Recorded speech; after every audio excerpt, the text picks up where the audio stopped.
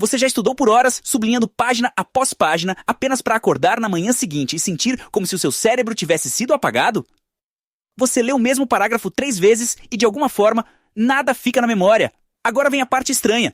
No Japão, estudantes memorizam rotineiramente mais de 2.000 caracteres kanji e ainda conseguem recordá-los anos depois. Algumas pessoas até relatam dias em que dormem apenas 5 horas e, ainda assim, se sentem mais alertas do que após 8 horas de sono. Então, o que está acontecendo aqui? E se o problema não for a sua inteligência nem a sua disciplina, mas o ritmo que você está forçando o seu cérebro a seguir? Aqui está uma verdade desconfortável que a maioria das pessoas nunca ouve. O seu cérebro foi projetado para esquecer. Esquecer não é um defeito, é um filtro. Se o seu cérebro mantivesse tudo o que você lê, cada notificação, cada fato aleatório, ele ficaria sobrecarregado e entraria em colapso. Por isso, ele apaga informações que não são usadas, recuperadas ou acessadas no momento certo. É por isso que você pode estudar intensamente à noite e ainda assim acordar se sentindo confuso. E é por isso que dormir mais tempo nem sempre significa sentir-se mais descansado. A cultura de aprendizagem japonesa aborda isso de forma diferente. Em vez de forçar mais horas, eles sincronizam os hábitos com a forma como o cérebro realmente funciona. Muitos estudantes começam o dia saindo ao ar livre, entrando em contato com a luz natural e fazendo apenas 10 minutos de movimento leve. Pesquisas mostram que isso, por si só, pode aumentar a capacidade de lembrança da memória em até 20%. Antes de aprender algo novo, eles relembram brevemente o que estudaram no dia anterior. Não relendo, mas recuperando da memória. As refeições seguem o princípio do Hara Hachibu. Comer apenas até 80% da saciedade, mantendo a energia estável em vez de sofrer quedas bruscas. E o sono é tratado como um ciclo biológico, não como um número no relógio. O resultado não é mais esforço, é melhor timing, melhores estímulos e menos resistência dentro do cérebro. Imagine uma manhã típica de um estudante japonês. Não há pressa para sentar imediatamente e forçar o estudo. O primeiro passo é surpreendentemente simples. Ele sai de casa. A luz natural da manhã atinge os olhos e avisa o cérebro que é hora de acordar. Essa luz suprime a melatonina e permite que o cortisol, o hormônio responsável pelo estado de alerta e foco, aumente naturalmente. Sem esse sinal, o cérebro permanece meio adormecido, não importa quanto café você beba. Muitos estudantes combinam isso com 10 minutos de movimento leve. Caminhar, alongar ou fazer exercícios suaves. Nada de treinos intensos, apenas o suficiente para fazer o sangue circular. Estudos mostram que mesmo essa pequena quantidade de movimento pode aumentar a lembrança da memória em cerca de 20%. Não se trata de condicionamento físico. Trata-se de preparar o cérebro. Só depois disso, eles se sentam para estudar. E aqui surge uma diferença crucial. Em vez de abrir o livro e ler um novo conteúdo, eles começam fazendo perguntas a si mesmos. O que eu estudei ontem? O que ainda consigo lembrar? Isso é recordação ativa. Ao puxar e enfiar a informação para fora do cérebro antes de adicionar algo novo, as conexões neurais são reativadas e fortalecidas. Mesmo lembrar de forma incorreta ajuda, porque o cérebro percebe o que precisa ser reforçado. Muitos estudantes transformam isso em um ritual silencioso. Organizar a mesa, preparar um chá, abrir o caderno. Essas pequenas ações podem parecer triviais, mas sinalizam identidade. Estou entrando no modo de aprendizado. O aprendizado não começa com força. Ele começa com alinhamento, luz, movimento, memória e calma. Imagine uma manhã típica de um estudante japonês. Não há pressa para sentar imediatamente e forçar o estudo. O primeiro passo é surpreendentemente simples. Ele sai de casa. A luz natural da manhã atinge os olhos e avisa o cérebro que é hora de acordar. Essa luz suprime a melatonina e permite que o cortisol, o hormônio responsável pelo estado de alerta e foco, aumente naturalmente. Sem esse sinal, o cérebro permanece meio adormecido, não importa quanto café você beba. Muitos estudantes combinam isso com 10 minutos de movimento leve. Caminhar, alongar ou fazer exercícios suaves. Nada de treinos intensos, apenas o suficiente para fazer o sangue circular. Estudos mostram que mesmo essa pequena quantidade de movimento pode aumentar a lembrança da memória em cerca de 20%. Não se trata de condicionamento físico, trata-se de preparar o cérebro. Só depois disso, eles se sentam para estudar. E aqui surge uma diferença crucial. Em vez de abrir o livro e ler um novo conteúdo, eles começam fazendo perguntas a si mesmos. O que eu estudei ontem? O que ainda consigo lembrar? Isso é recordação ativa. Ao puxar a informação para fora do cérebro antes de adicionar algo novo, as conexões neurais são reativadas e fortalecidas. Mesmo lembrar de forma incorreta ajuda, porque o cérebro percebe o que precisa ser reforçado. Muitos estudantes transformam isso em um ritual silencioso, organizar a mesa, preparar um chá, abrir o caderno. Essas pequenas ações podem parecer triviais, mas sinalizam identidade. Estou entrando no modo de aprendizado. O aprendizado não começa com força, ele começa com alinhamento. Luz, movimento, memória e calma. A maioria das pessoas acredita que aprender significa colocar informação para dentro.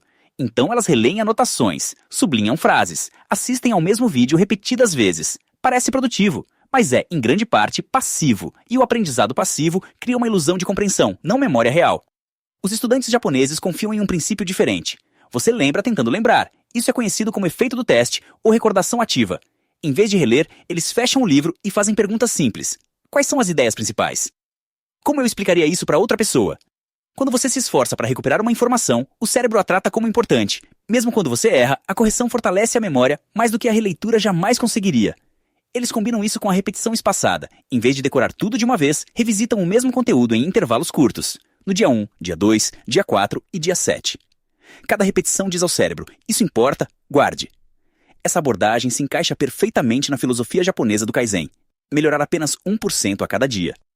Em vez de tentar dominar tudo de uma vez, os estudantes se concentram em ganhos pequenos e consistentes. Um kanji, um conceito, uma pergunta clara bem respondida. Até as sessões de estudo seguem um ritmo, não resistência.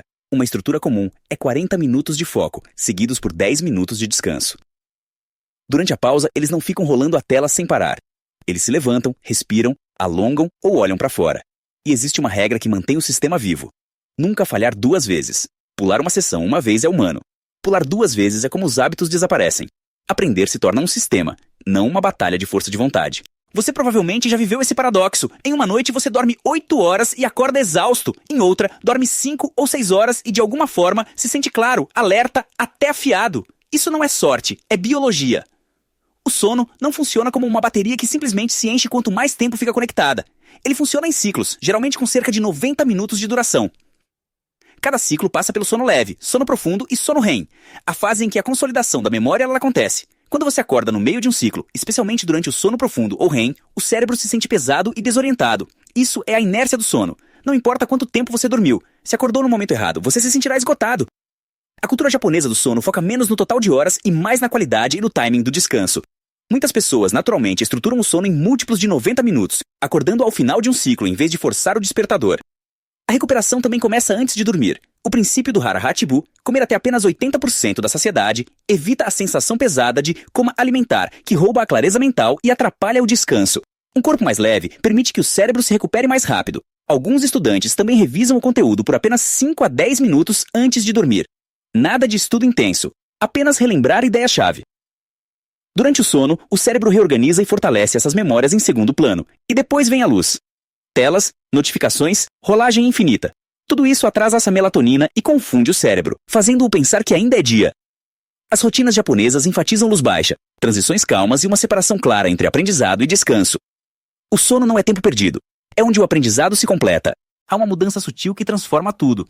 A maioria das pessoas diz, estou tentando estudar mais. A cultura japonesa de aprendizagem faz silenciosamente uma pergunta diferente. Quem estou me tornando por meio desses hábitos?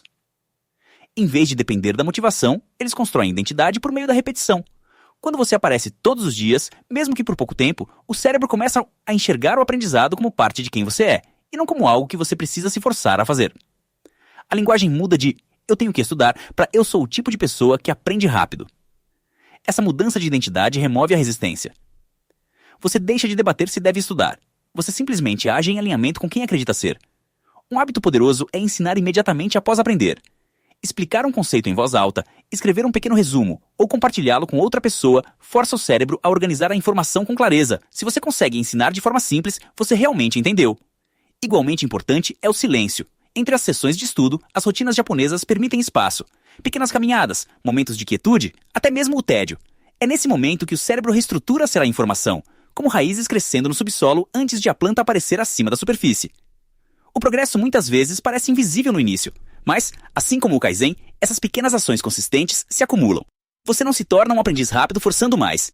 Você se torna um ao projetar uma vida que torna o aprendizado inevitável. Quando você observa a abordagem japonesa em relação ao aprendizado e à saúde, um padrão claro surge. Eles não perseguem intensidade. Eles constroem alinhamento. A luz da manhã e o movimento suave despertam o cérebro de forma natural. A recordação ativa e a repetição espaçada dizem ao cérebro o que realmente importa. O Kaizen transforma o progresso em algo pequeno, calmo e sustentável. Comer até 80% da saciedade preserva a energia. Dormir em ritmo, não apenas em horas, completa o processo de aprendizado. E a identidade transforma esforço em hábito. Nada disso exige estudar por mais tempo. Exige estudar de forma mais inteligente e viver em sintonia com a forma como o seu cérebro funciona. Então, amanhã, não tente mudar tudo. Escolha uma pequena ação. Faça uma caminhada de 10 minutos antes de estudar. Relembre a lição de ontem antes de abrir qualquer coisa nova. Desligue o telefone um pouco mais cedo esta noite e faça a si mesmo uma última pergunta. O que mudaria se você realmente se tornasse um aprendiz rápido, em vez de apenas tentar aprender rápido?